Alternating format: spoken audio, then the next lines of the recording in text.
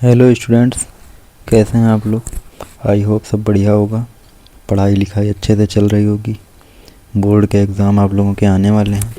यहाँ पे जो हम लेक्चर अपलोड करेंगे वो यूपी बोर्ड को बेसिकली टारगेट करके अपलोड करेंगे।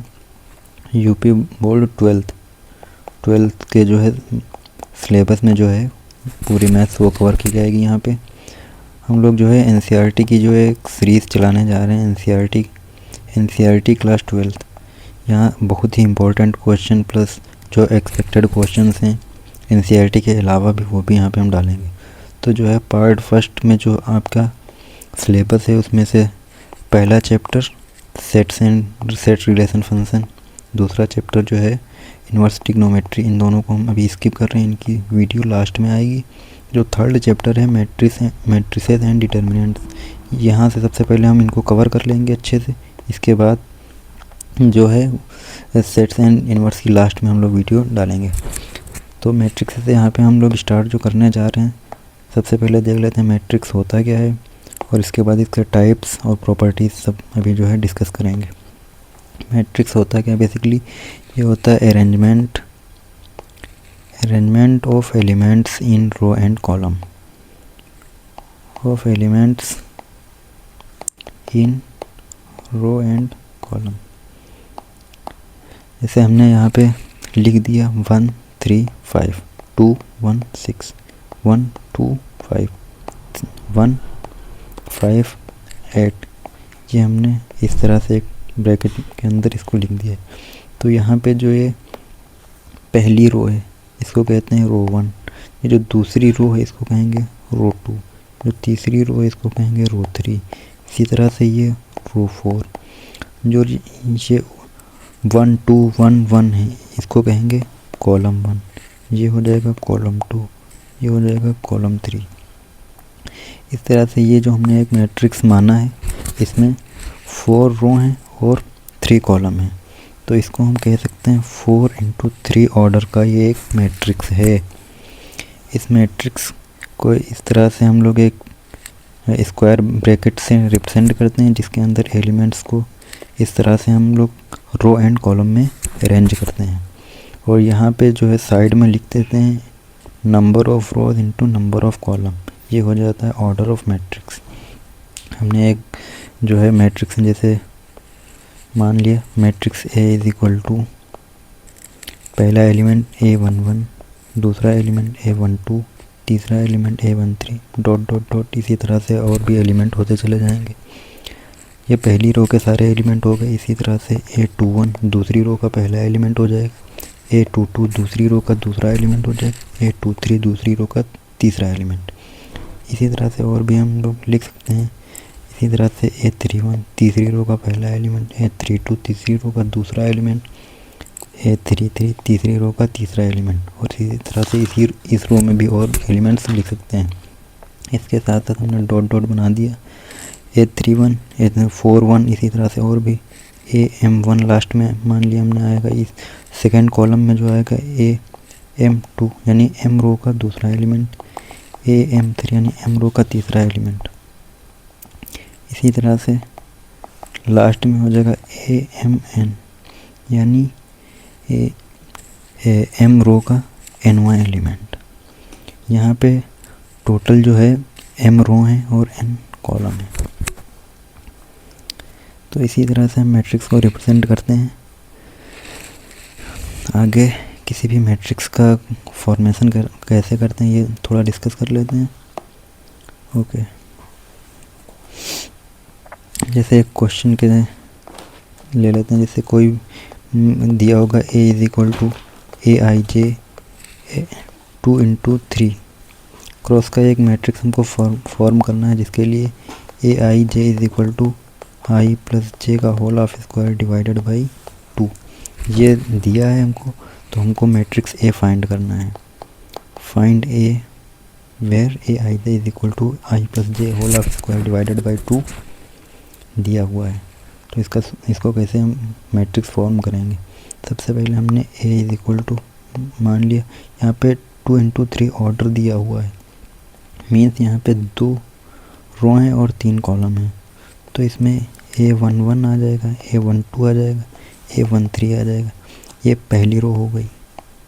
इसी तरह से A21 आ जाएगा, A22 आ जाएगा, A23 आ जाएगा। ये पहली रो हो गई, ये दूसरी रो हो गई, और ये पहला कॉलम हो गया, ये दूसरा कॉलम हो गया, ये तीसरा कॉलम हो गया।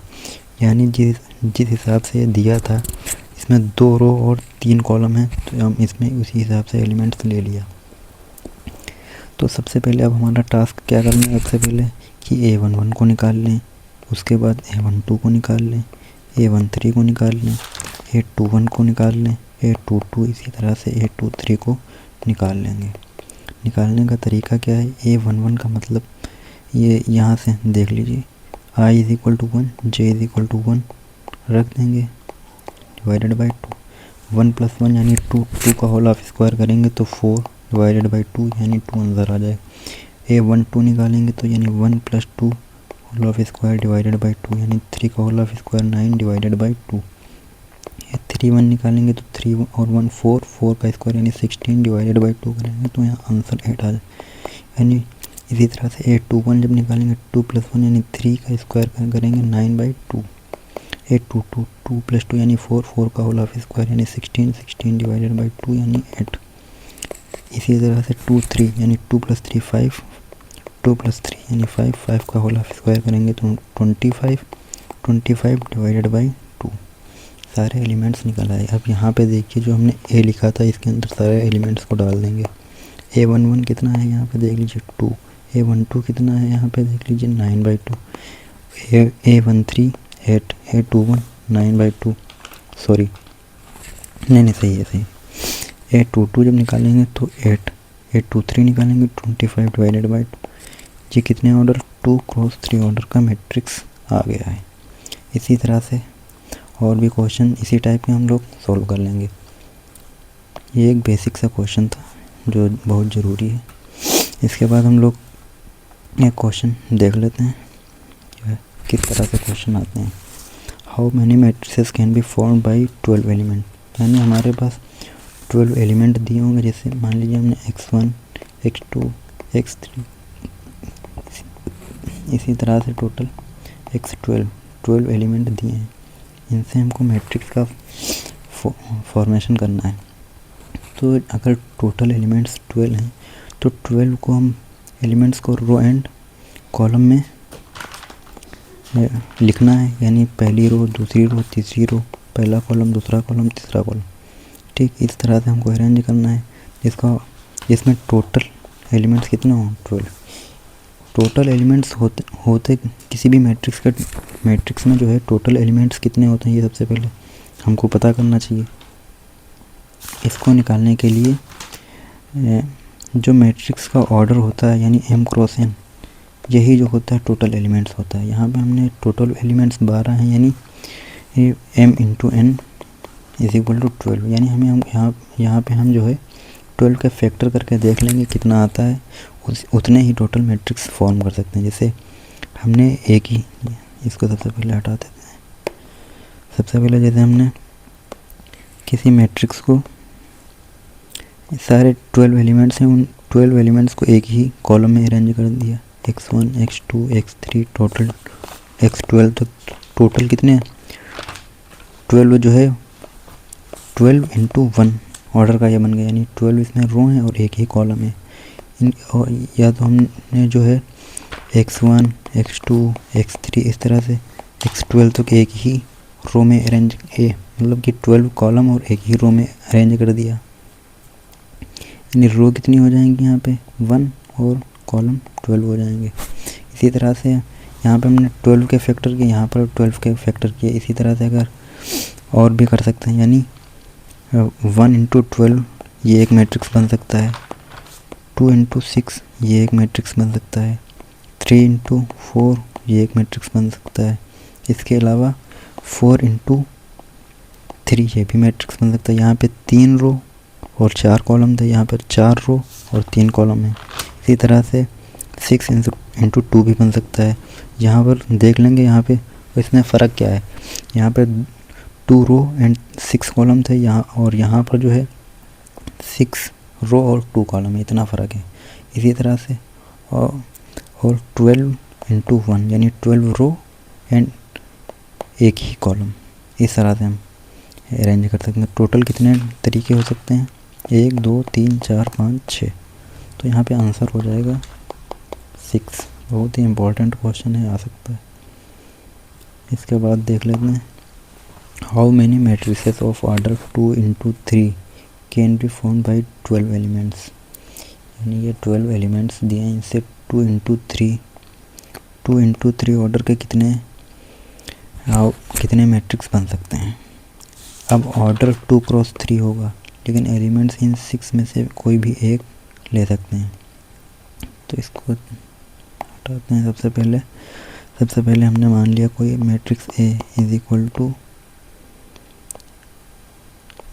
A11 A12 A13 A21 A22 A23 A31 A32 A33।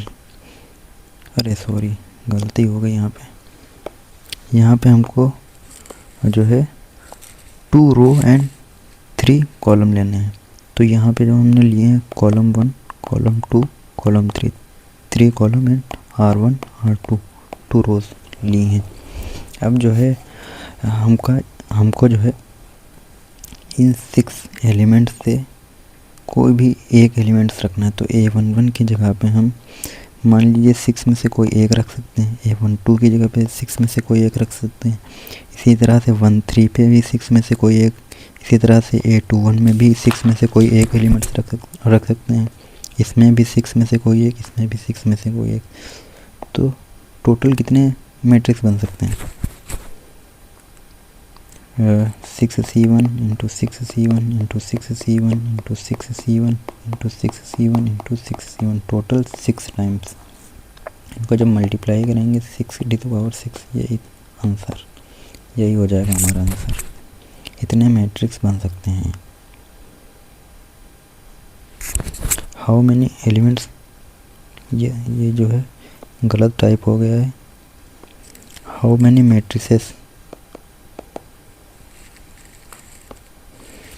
Matrices of order 4 into 2 can be found by 2 numbers। यानी रो 1 होगी, रो थोड़ा बड़ा सा बना लेते हैं मैट्रिक्स। ये मान लीजिए हमने मैट्रिक्स ए मान लिया, इसमें 4 रो हैं। तो ये रो 1 रो 2 रो 3 रो 4 और कॉलम 2 होंगे। तो ये मान लिया C1 यानी पहला कॉलम, ये C2 दूसरा कॉलम। तो इसमें टोटल कितने एलिमेंट्स आ सकते हैं? पहली रो, दूसरी रो, तीसरी रो, ये चौथी रो। यहाँ पे देखिए ये यहाँ पर जो है 0 एंड 1, इन दोनों में से कोई एक भर सकते हैं। यहाँ पर भी 2 में से कोई एक एलिमेंट्स आ सकता है। यहाँ पर भी 2 में से कोई एक ही एलिमेंट्स आ सकता है। यहाँ पर भी 2 में से कोई एक एलिमेंट्स आ सकता है। इसी तरह से यहाँ और यहाँ 2 में से कोई एक ही भर सकते हैं, क्योंकि कह रहा है कि 0 एंड 1 की हेल्प से हम 4 क्रॉस 2 के कितने मैट्रिक्स बना सकते हैं। तो 2C1 इंटू 2C1, क्योंकि यहाँ पर भी 2 में से एक और यहाँ पर भी 2 में से एक, इसी तरह 2C1 टोटल कितनी टाइम्स हो जाएगा? 1 2 3 4 5 6 7 8, यानी 8 टाइम्स। जब 2C1 का मतलब होता है 2 इंटू 2 इंटू 2, टोटल 8 टाइम्स, तो 2 की पावर 8, यही हमारा आंसर हो जाएगा। बेसिकली ये जो क्वेश्चन है दोनों, पहला और दूसरा, ये दोनों क्वेश्चन परम्यूटेशन एंड कॉम्बिनेशन के हैं। आप लोग वो पढ़ चुके होंगे, इसीलिए हमने यहाँ पर डाल दिया है कि आप लोग अच्छे से समझ जाएंगे। अगर नहीं आता तब भी कोई दिक्कत नहीं है, जब परम्यूटेशन कॉम्बिनेशन पढ़ लेंगे उसके बाद अच्छे से समझ में आ जाएगा। इसके बाद टाइप्स ऑफ मैट्रिक्स हम देख लेते हैं क्या होता है। मैट्रिक्स जो है, मैट्रिक्स के टाइप में जो है, ये जो है पहला रेक्टेंगुलर मैट्रिक्स। रेक्टेंगुलर मैट्रिक्स में क्या होता है? रेक्टेंगुलर मैट्रिक्स में बेसिकली जो number of rose and number of columns different होते हैं, डिफरेंट। और स्क्वायर मैट्रिक्स जो होता है, इसमें number of rose and number of columns क्या होते हैं, सेम होते हैं, कॉलम्स आर सेम। एग्जाम्पल से समझते हैं। हमने जैसे इसका एग्जाम्पल मान लिया 1 2 3 2 1 5, यहाँ पर 2 रो एंड 3 कॉलम है। दूसरा हमने मान लिया 1 2 3, यहाँ पर 3 रोज एंड 1 कॉलम है। तीसरा हमने मान लिया 1 5 2 2 1 3 1 5 6, ये मान लिया। यहाँ पर 3 रो एंड 3 कॉलम है।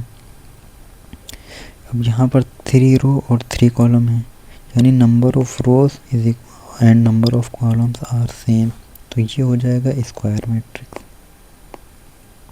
ये दोनों रेक्टेंगुलर मैट्रिक्स। बहुत सा बेसिक जो है क्वेश्चन है ये कि रेक्टेंगुलर मैट्रिक्स क्या होता है, स्क्वायर मैट्रिक्स क्या होता है। यहाँ पर number of rows not equal to number of column किसी भी मैट्रिक्स में, और यहाँ पर number of rows is equal to number of column, क्योंकि हमने बताया था अभी कि किसी भी मैट्रिक्स को इस तरह से इस स्क्वायर ब्रैकेट में लिखते हैं, और यहाँ पर m इंटू n ये ऑर्डर ऑफ मैट्रिक्स होता है। अगर number of row and number of column same नहीं है तो रेक्टेंगुलर मैट्रिक्स, और अगर सेम है तो स्क्वायर मैट्रिक्स। बस इतना सा इसमें फ़र्क है। आगे देख लेते हैं टाइप। रो मैट्रिक्स क्या होता है।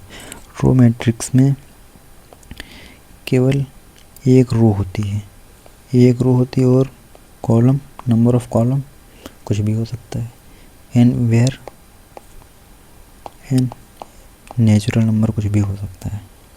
यानी यहाँ पर कॉलम 1 हो जाएगा, कॉलम 2 हो जाएगा, कॉलम 3 हो जाएगा, इसी तरह से कुछ भी हो सकता है, लेकिन रो एक ही है, इसको रो मैट्रिक्स कहते हैं।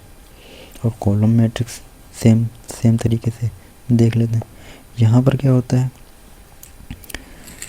केवल एक ही कॉलम होगा, और यहाँ पे मान लिया रो 1 है, रो 2 है, रो 3 हो गई, इसी तरह से और भी रो हो सकती हैं, कुछ भी हो सकती हैं, लेकिन कॉलम एक ही होगा। तो इसका ऑर्डर कितना हो जाएगा, इसका ऑर्डर लिखने के लिए मतलब रो कुछ भी है और कॉलम एक ही है, कॉलम एक ही है, रो कुछ भी है, where m belongs to n, यानी m कोई भी नेचुरल नंबर हो सकता है।